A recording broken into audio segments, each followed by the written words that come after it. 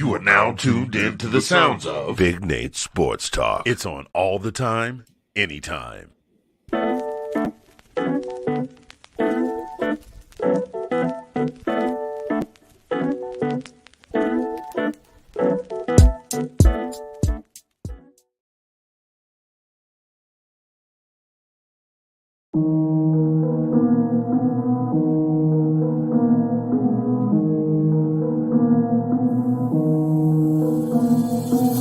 Yeah, what's up with it?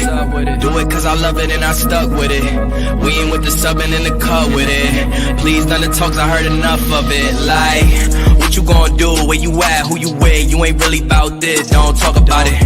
Really on the move, on the map, never slip. Keep your hands to your lips, don't talk about it. Real eyes, real lies all the time. Stand on it, if we said it, we don't walk around it. Loose lips, ain't ships, red cup, blue strips, new phone, who this? No, we don't allow it. Really on go, I don't know what's an off day. Now we on road, came from smoking in the hallway. Now we got shows, boys feeling like Broadway. Always look both ways, even on a crossway. Driving down Cross Bay, out town Barclays. Really on big things, came up a small way. Championship rings, baby, that's a ball game. Oh, she want a little bag, baby, that's small change. Yeah, that money talk. If we ain't cool, then cut me off. You are now tuned in to Big Nate Sports Talk, the show that's on all the time, anytime. Be sure to like, comment, and subscribe for all content. And now, ladies and gentlemen, your host, Nathan Snell. Bring your sports game with Big Nate Sports Talk. Thank you, Mr. Anthony Haney, for that lovely introduction. Happy Selection Sunday, ladies and gentlemen. It is your host, Nathan Snell of Big Nate Sports Talk podcast. This episode is recorded.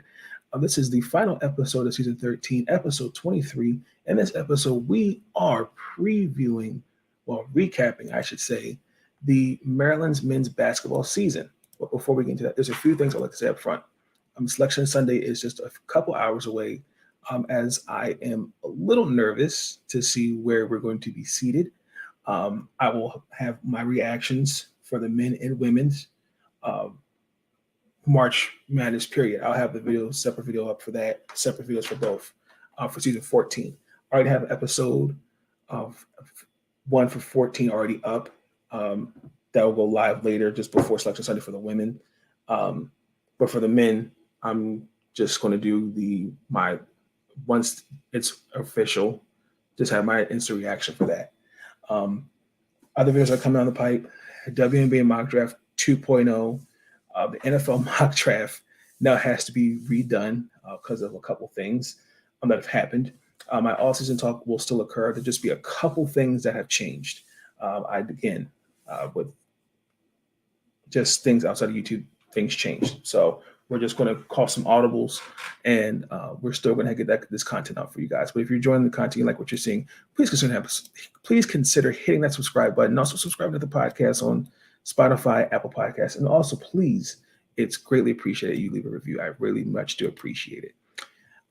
As the season for the men will continue going into March, we finished the regular season with 20 wins, 11 losses. First and foremost, let me start off by saying this. I'm proud of these guys. I would not have expected to see where this team had been. If you'd have told me we'd had a 20-win season, the last time that happened was back in the 90s, if I'm not mistaken. It was like the 94, 95 season, especially with this roster that has new transfers.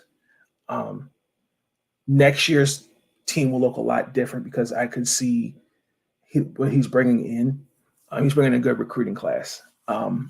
This team was just a placeholder, just holding the fort down. Kevin Willard should get some consideration for Coach of the Year, but I doubt that'll happen. When he signed here, I was surprised. I didn't think it was possible to get him from Seton Hall. He has brought the trust in for these guys. I mean, when I look at it, like when you have Don Carey, Patrick Elam, Jameer Young, because I mean, those guys are seniors, Don Carey and Patrick. they you could if I like same thing, and I said this in the women's video. If there was for the women's Maryland's basketball team, if I had to put a title on this season too, I would say it's disrespected. As a decent coach Mark Turgeon was here for Maryland, it just got stale. You're not bringing in any type of fresh recruits. You're not doing anything to make the program better, just being mediocre. And when you look at this group Kevin Willard's doing, he's pushing these guys to be better. He's getting the most that he can from these guys. And I've seen it. I'm looking at Julian Reese. Big difference in his game last year. Now, there's some times where they've not had him out there because of mismatches. There's still some things he needs to continue to work on, but I see the improvements. He's practically almost averaging a double-double. When I'm looking at Jahir Young, all second team, Dante Scott and Hakeem Hart also were named to all Big Ten honorable mentions. I really see the growth of where this team is and where it can be. You have and that starts with Kevin Willard, because at the beginning of the season they had projected us to be at the bottom of the barrel, and no one even pictured us even getting to March Madness. A lot of people didn't even expect us to beat the number one ranked school at the time, Purdue, and it happened. So we need to really, really give this team their flowers. Yes, it was an ugly finish to the finish line, but this is the beginning of a foundation for what Maryland basketball can be. We're going to see this team look a lot better going into next year, and the year after that, and so forth and so forth. And that starts with everybody being brought into the plan. I said the same thing with the Maryland's football team, the basketball team. That's what sports, period. You have to be brought in, and you have to have a plan of success. You just can't keep bringing in people. I'm bringing them one recruit here, or there, and you're not building long-term success. You're not generational growth, if that makes sense. So I'm really proud of these guys. I'm really proud just to see where Maryland basketball is. Even though I do have some issues with at times, I wish that there was more fan support for the women, but that's a whole other subject for another video, which I have spoken on in past couple back in episode 20. Check that out if you're not already. We finished the regular season ugly against Penn State. In the first half, I felt like we did everything right. But in the second half, our shooting was piss poor, just being honest. Yes, we had contributions from others, but your key players is Hakeem Hart and Dante Scott. I consider them cogs in the engine of this Maryland team. You're not going to win many basketball games when they're not showing up.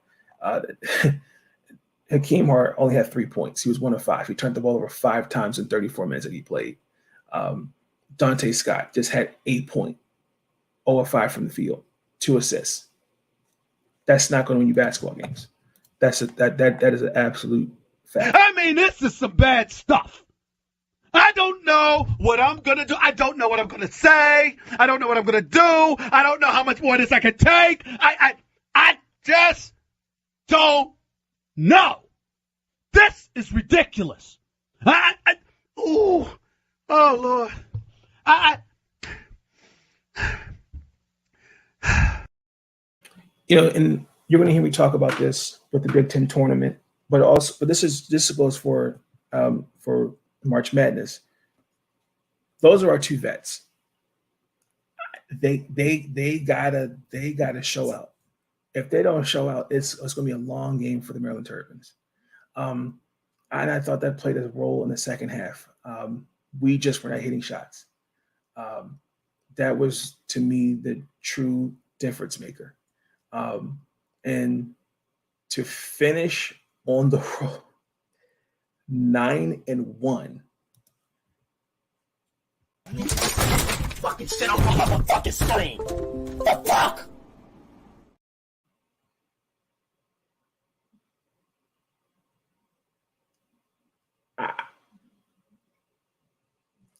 I have no words for that. I really don't. That's disappointing. Um, and even with the only true two road games we've had was against Louisville and Minnesota. And in the neutral win sites, we beat St. Louis and Miami, and then we lost Tennessee. But that was back in December on neutral floor. I mean, neutral, that's great, but on the road, you got to be better. So, um, to me, you gotta be a strong road team, and that's another glaring weakness, other than the 3-point shooting. Because don't get me started with that.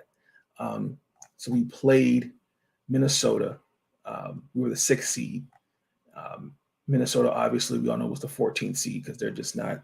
They are a rebuilding program, and we beat them 70-54. I turned it off by the second half. It was pretty much over. In the first half, we did pretty good. We shot about 38%, 6 threes. I mean, the only thing I can say was Dante Scott, and again, it's the energy. Those two, they're the cogs in the engine. Then they definitely showed out. Dante Scott had 16 points in the first half. He finished with 20. And that was expected. You can't come out against a team like Minnesota, even though you're supposed to respect your opponents. There really wasn't much to take away from the game, other than we got to really dumb down the fouls because Julian and Patrick got in some serious foul trouble there. And especially you got to come up with more urgency, and they did that in the second half. So other than that, that was good. And then painfully, when you look at it, also too, the only thing I can say that Jameer Young was a little disappointing. Well, no, he was disappointing at first. He didn't have a good game. Let's just get that out the way. He was 0-6 and just had 1 point. When you look at the roster, by default, he is the best player. Even though Hakeem Hart and Dante Scott are the cogs, he's the key to the ignition. He takes this team as far as he can take it. And when he's not playing well, it shows for the rest of the team. The entire first half, he just had 1 point. And he didn't get a basket until the second half. And Maryland was up 8.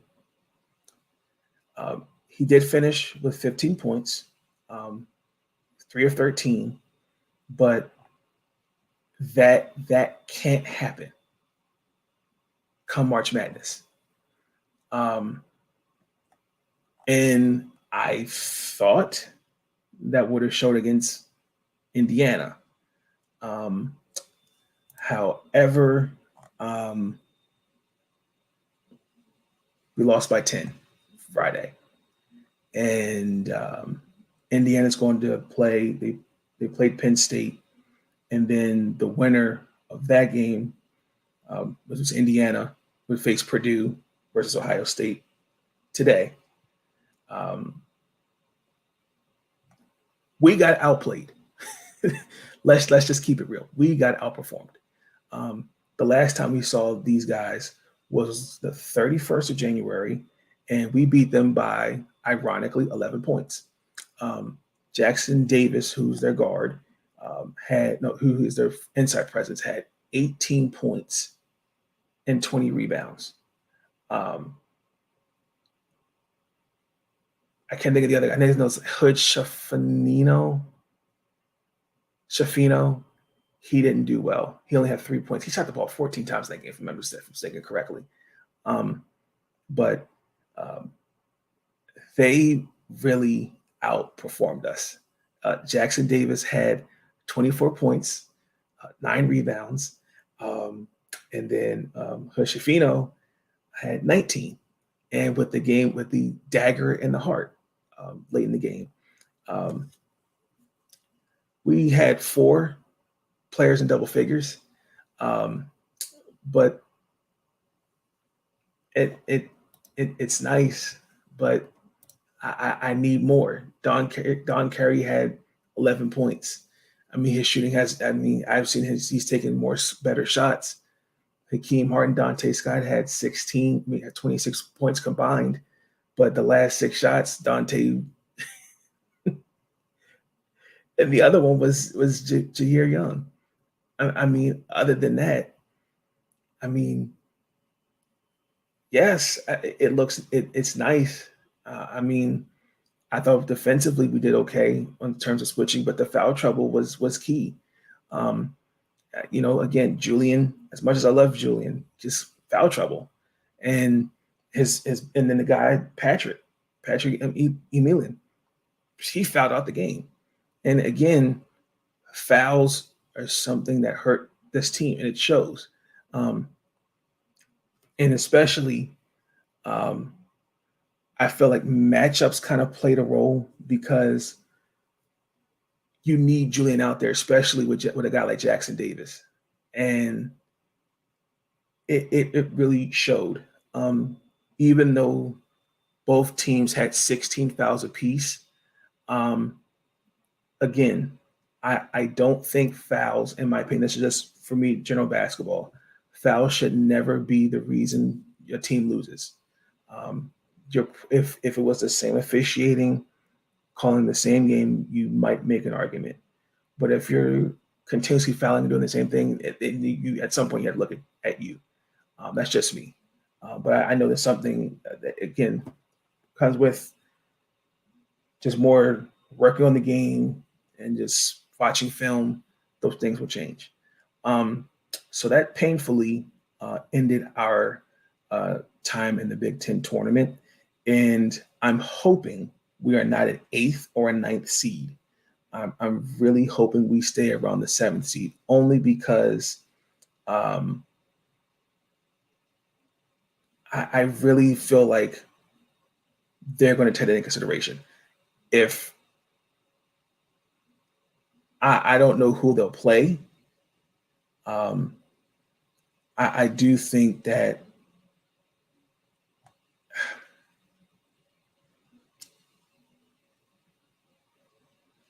I'm concerned because pretty much everybody has us as an 8th seed, and we'll probably have to face an 9th seed. I'm probably looking like we're going to face West Virginia. We'll probably be in that region with them, Alabama, and somebody else. And I can already see us. Those two are going to be 2 tough games to get past West Virginia and impossible Alabama, because Alabama is going to be a number 1 seed. Regardless, and I'm not looking forward to that painfully. Historically, if I'm saying this correctly, in March Madness, the 8th seeds always go to the second round. I'm just gonna cross my fingers. Hopefully, they're at least nice and give us. And just take it easy on the Terps. But I'm hoping that they also take consideration, like, well, Maryland should kind of get some type of benefit of the doubt, because again, nobody pictured us even getting to March Madness. So with that being said, really quick, we are going to have a quick commercial break, and then we're going to go into a final message. Do you want to dress like you're famous? Well, why don't you check out Zagnif Apparel? The following is a presentation of Zagnif Productions, LLC.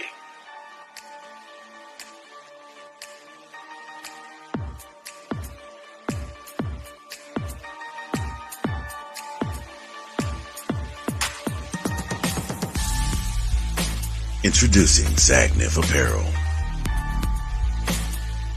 Our comfortable line of leisure wear and athletic wear will have you comfortable and stylish at any occasion.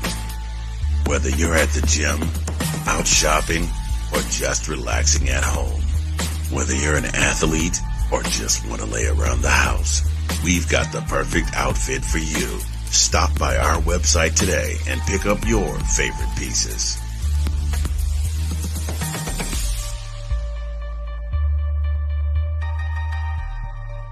Zagnif Apparel. Dress like you're already famous. And you can certainly dress like you're already famous with a nice 15% off your Zagnif Apparel with the lovely code Big Nate, 15% off. Go ahead and check it out. Zagnif Apparel. Dress like you want to be famous. Shout out to Mr. Anthony Handy. Appreciate you giving me the sponsorship for Big Nate Sports Talk Podcast. Much appreciated. Let's go into our last topic of the episode. Final message. Incoming message. Thoughts are running through my mind. Someone took some time to find a minute or two to organize them. You know, I've stressed this before, and I'm going to stress it again. We all can have opinions. We can agree to disagree on just about anything. I don't believe in having this like-minded thinking, because if we all think alike, I feel like things won't get accomplished, in my opinion. And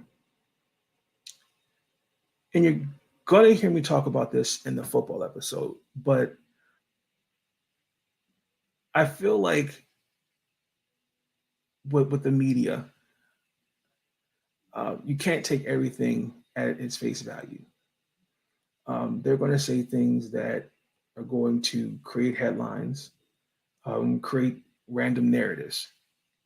And with really just football, and I'm going to say basketball, but particularly women's basketball, I've been very disappointed in really hearing those in the mainstream media and even other realms of media putting out these random false narratives on players, on leagues, and different things like that. As shout out to Sean Spencer, he's always told me that we have the obligation as a platform to correct those narratives and put out and to ensure that we get the right information out. I just think it's just weird that we're coming up with random takes and to the point where it gets personal. So I just continue to just remind everybody, we can have a conversation. We can agree to disagree. If you think something I disagree with, that's okay. Hey, I may not agree with you. Hey, I disagree with that. That's okay. We have to get to a point with that. That's just my final message. But I just feel like with sports media, it's like World War VIII out here. So, all right, y'all, that's going to end season 13. Please continue to like, comment, subscribe for all future content.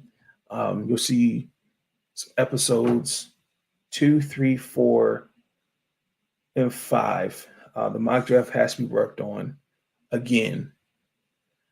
So close. And then the Panthers just had to get DJ Moore. We had to trade DJ Moore to Chicago. I'll catch you guys on the flip side. These episodes will be up Monday.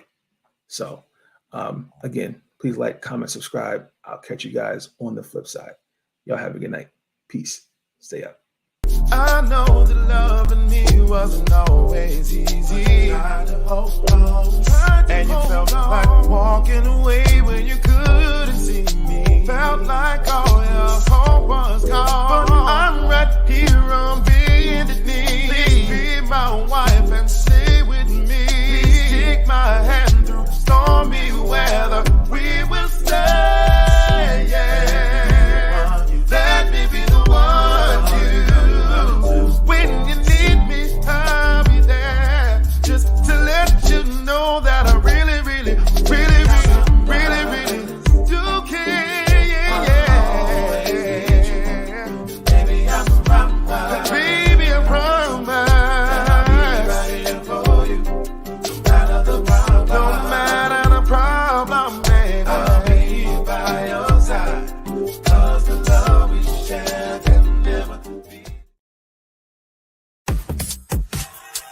you for tuning in to Big Nate Sports Talk. If you enjoyed that episode and you want to see more content, be sure to like, comment, and subscribe. Bring your sports game on Big Nate Sports Talk. It's on all the time, anytime.